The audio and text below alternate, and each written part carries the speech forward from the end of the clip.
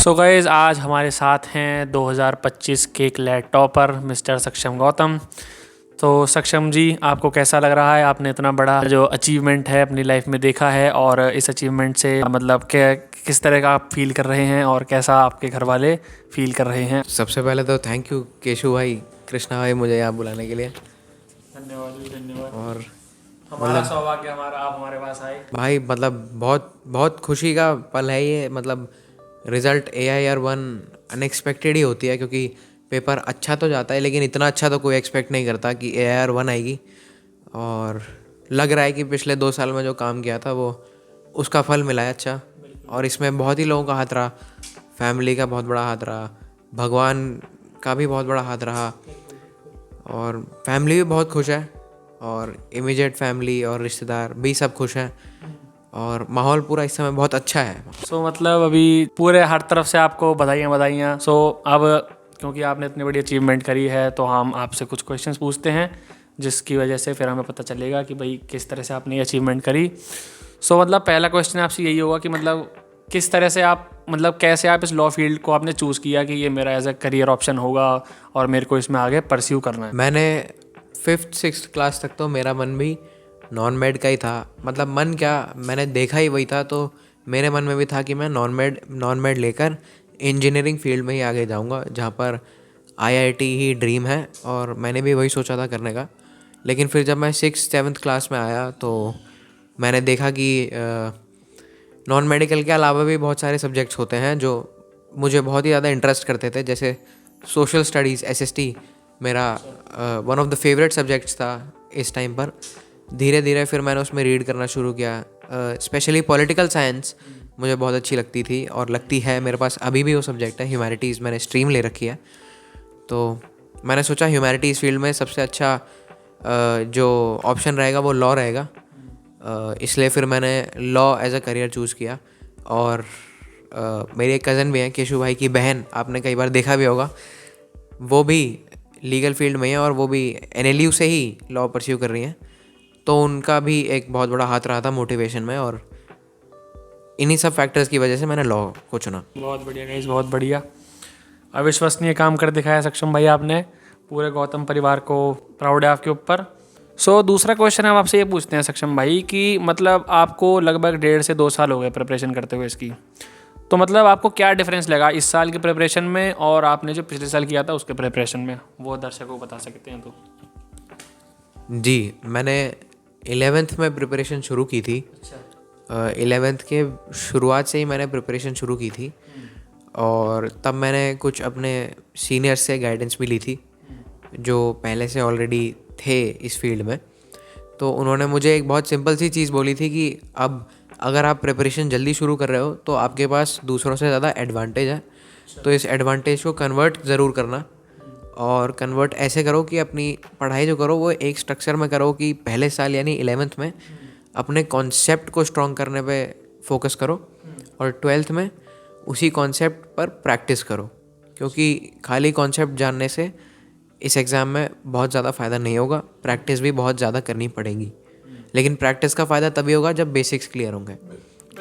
तो दोनों ही चीज़ें बहुत इंपॉर्टेंट हैं। तो 11th में तो मैंने 5 सब्जेक्ट्स के बेसिक्स अपने बिल्ड किए। लीगल रीजनिंग में कॉन्ट्रैक्ट्स, क्राइम्स, इसका बेसिक जो होता है वो मैंने कवर किया। लॉजिकल रीजनिंग में आर्ग्यूमेंट क्या होता है, स्ट्रेंथनिंग वीकनिंग क्वेश्चंस के टाइप्स, पैराडॉक्स, पैरेलल रीजनिंग, ये सब किया। लीगल रीजनिंग में कॉन्ट्रैक्ट्स, क्राइम्स, इसका बेसिक जो होता है वो मैंने कवर किया। लॉजिकल रीजनिंग में आर्ग्यूमेंट क्या होता है, स्ट्रेंथनिंग वीकनिंग क्वेश्चंस के टाइप्स, पैराडॉक्स, पैरेलल रीजनिंग, ये सब किया। जो अपने कोचिंग के मॉड्यूल्स थे और उनसे बहुत अच्छे से टॉपिक्स गो थ्रू कर लिए मैंने 11th में, और 5 सब्जेक्ट्स में। GK में ऑफ कोर्स मैंने 12th में ज़्यादा फोकस दिया था, क्योंकि 11th क्लास की GK का सेंस बनता नहीं है, क्योंकि GK लार्जली पिछले 1 साल की आती है।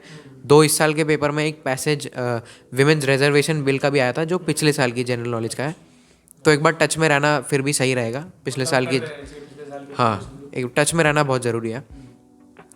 तो मैंने 11th पूरी अपनी इसमें कॉन्सेप्ट हैवी थी। जब मैं 12th में आया तो मैंने फिर मॉक टेस्ट्स की फ्रीक्वेंसी बढ़ा दी थी। मतलब मैं 11th में भी देता था, शुरू में नहीं देता था, एंड के मंथ्स में आके मैंने देने शुरू किए थे, हफ्ते में एक। 12th में आके फिर वो और सीरियस हो गए थे मॉक्स की, अब मैं जिस दिन मॉक दूंगा उस दिन मेरा शेड्यूल कैसा होगा, और मॉक को देने के बाद उसे एनालाइज करना बहुत ज़रूरी है। वो एनालिसिस मैंने 12th में सीरियसली शुरू किया था। और मॉड्यूल्स के अलावा जो शीट्स मिलती हैं वो सॉल्व करनी शुरू की, टेस्ट देने शुरू किया। 12th में मैंने ज़्यादातर प्रैक्टिस पे फोकस किया। बढ़िया भाई, बहुत बढ़िया सक्षम भाई। आपका जैसे आपने बताया आपके पास कितने 4-5 सब्जेक्ट्स थे इस क्लेट के अंदर, सो इनमें से आपका कौन सा एक सब्जेक्ट था जिसमें आप एकदम बेस्ट थे, और कौन सा ऐसा सब्जेक्ट था जिसमें आप थोड़े बहुत वीक थे, और उस जिस सब्जेक्ट में आप वीक थे उसको आपने मास्टर करने के लिए मतलब क्या क्या किया, क्या क्या प्रिपरेशन करी? जब मैंने शुरू किया था टेस्ट देना और मॉक टेस्ट लिखना, तो सबसे पहला सेक्शन जिसमें मेरा अच्छे स्कोर आने लगे थे वो था लीगल रीजनिंग। और ऐसा मेरे कई सारे दोस्त जो एस्पिरेंट थे मेरे साथ, उनके साथ भी सेम ही केस था। लीगल रीजनिंग में ज़्यादातर बच्चों का स्कोर शुरू में अच्छा ही आता है, तो बीच में वो स्कोर डिप करा था, लेकिन उसको फिर मैंने कवर अप करा अपने बेसिक्स को रिवाइज करके और प्रैक्टिस करके ही। वीकेस्ट सेक्शन मेरा हुआ करता था लॉजिकल रीजनिंग में शुरू में जब मैंने एग्ज़ाम दिया था तो तब तो मैं अटैम्प्ट ही नहीं कर पाता था उसको पूरा, छूट ही जाते थे पैसेजेस, 1-2 पैसेजेस, और जो अटैम्प्ट करता था उसमें एक्यूरेसी काफ़ी लो चली जाती थी। लेकिन फिर मैंने देखा कि लॉजिकल रीजनिंग की वजह से मेरा पूरा स्कोर ही काफ़ी ज़्यादा गिर रहा है, और बाकी बच्चों का लॉजिकल रीजनिंग में अच्छा स्कोर आ रहा है, तो उनका ओवरऑल स्कोर भी मेरे से अच्छा आ रहा है। तो मैंने लॉजिकल रीजनिंग को थोड़ा अलग से टैकल करना शुरू किया। वो वीक सब्जेक्ट था तो उसे ज़्यादा टाइम देना शुरू किया अपने जनरल शेड्यूल के अलावा, उसके बेसिक्स को गो थ्रू करा। एक लॉजिकल रीजनिंग में मुझे मेरे एक सीनियर ने एक बहुत अच्छी एडवाइस दी थी कि लॉजिकल रीजनिंग में अगर तुम्हें लग रहा है कि तुम्हारा स्कोर अटक गया है या फिर स्कोर नहीं बढ़ पा रहा है, तो एक बार बेसिक्स को ज़रूर रिविजिट करना, क्योंकि हमें लगता है हमें बेसिक्स आते हैं, लेकिन कई बार हमारे बेसिक्स ही फ्लॉड होते हैं। तो जब भी अटको तो अपने बेसिक्स को ज़रूर रिविजिट करना। तो मैंने बेसिक्स को दोबारा ब्रशअप किया और उसके बाद प्रैक्टिस की। प्रैक्टिस से फिर धीरे धीरे स्कोर उसमें बढ़ने लग गया था। और एक सेक्शन और था जिसमें थोड़ा सा मैं कहूँगा वीकेस्ट, मतलब वन ऑफ द वीकेस्ट कह सकते हैं उन्हें। जीके सेक्शन जो है वो सिर्फ मुझे ही नहीं, मेरे साथ के काफ़ी सारे एस्पिरेंट्स को भी उसने बहुत तंग किया था। जीके बहुत बहुत ज़्यादा वास्ट है। और हाँ जी, और अगर मतलब जो भी इस वीडियो को देख रहे हैं फ्यूचर एस्पिरेंट्स, मैं एक चीज़ तो मैं बहुत बोल्ड लेटर्स में यहाँ पर बोलना चाहूँगा कि जीके का बैकलॉग मत क्रिएट होने देना, क्योंकि वो बैकलॉग इतना बढ़ जाता है कि वो बाद में आप उसे कवर करने जाओ या आगे की जीके कवर करो, आपको समझ ही नहीं आएगा। तो जीके का बैकलॉग मत क्रिएट होने देना। जो भी आपके पास सोर्सेज हैं उनसे स्टिक करो।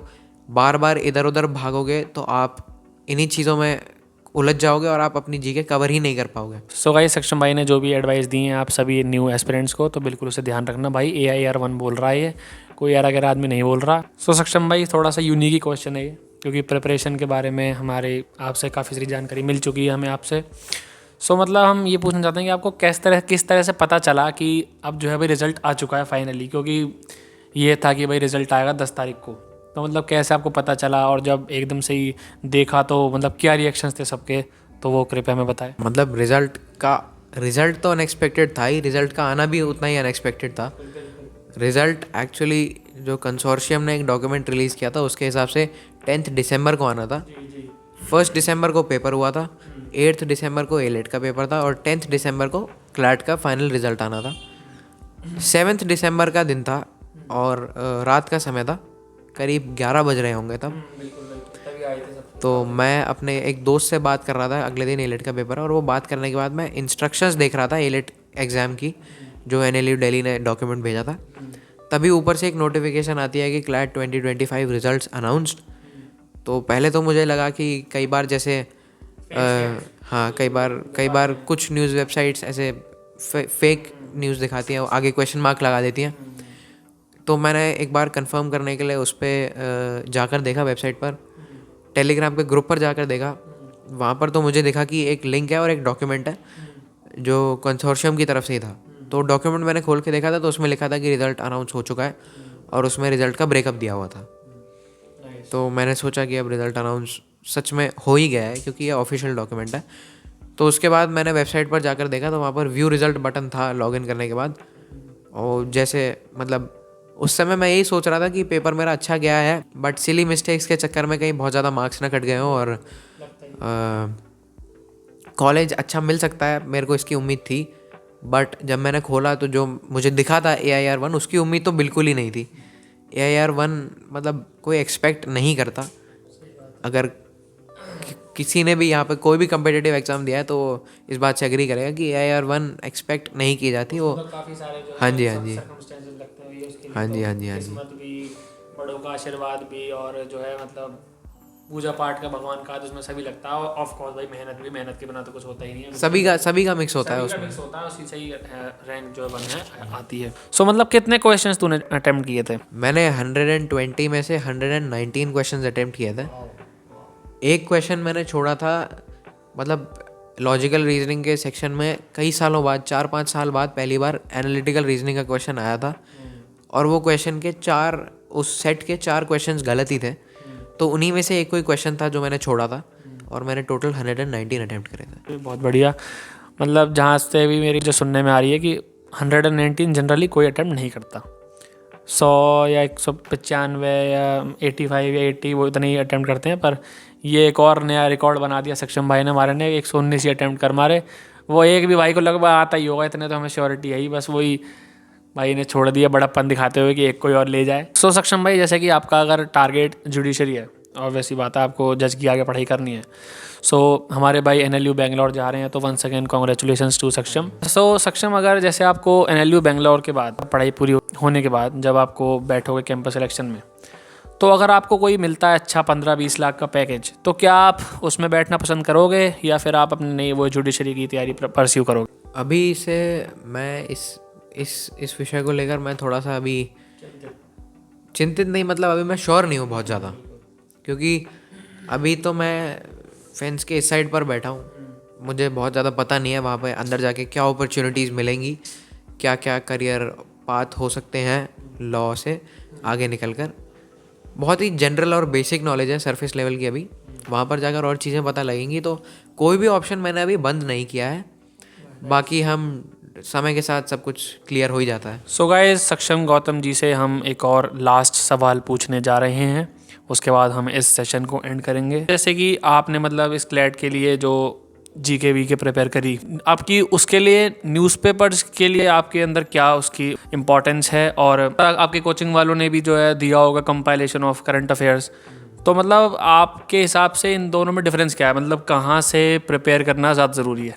GK मतलब एक टफ सब्जेक्ट रहता है सभी के लिए, उसके लिए तैयारी करना टफ ही रहता है, और लोगों के अलग अलग व्यूज़ होते हैं कि न्यूज़पेपर पढ़ना चाहिए या नहीं पढ़ना चाहिए। मेरा पर्सनली मानना ये है कि न्यूज़पेपर ज़रूर पढ़ना चाहिए। आप कोशिश करिए कि आप डेली ही न्यूज़पेपर पढ़ें, और आप डेली नहीं भी कर पाते हैं तो न्यूज़पेपर के साथ टच में रहना बहुत ज़्यादा ज़रूरी है।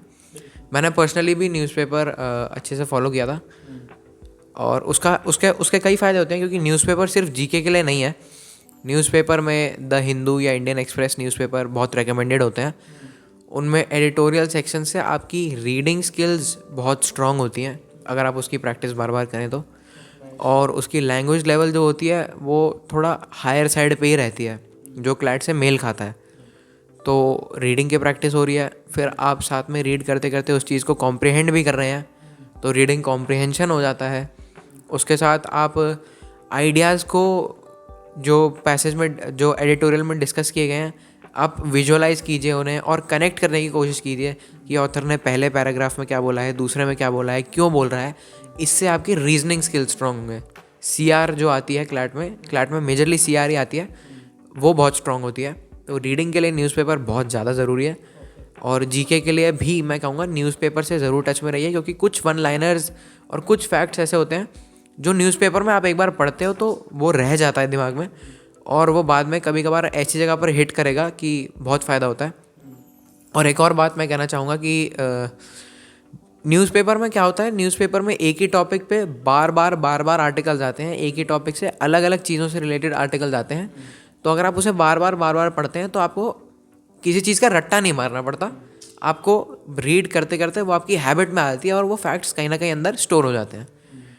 और रही बात GK कंपेंडियम्स की, आप किसी भी कोचिंग जाते होंगे तो वो तो ज़रूरी होते ही हैं, क्योंकि उतना डिटेल में न्यूज़पेपर में सब कुछ एक जगह आपको नहीं मिलेगा, वो आपको जीके कंपेंडियम में मिलेगा।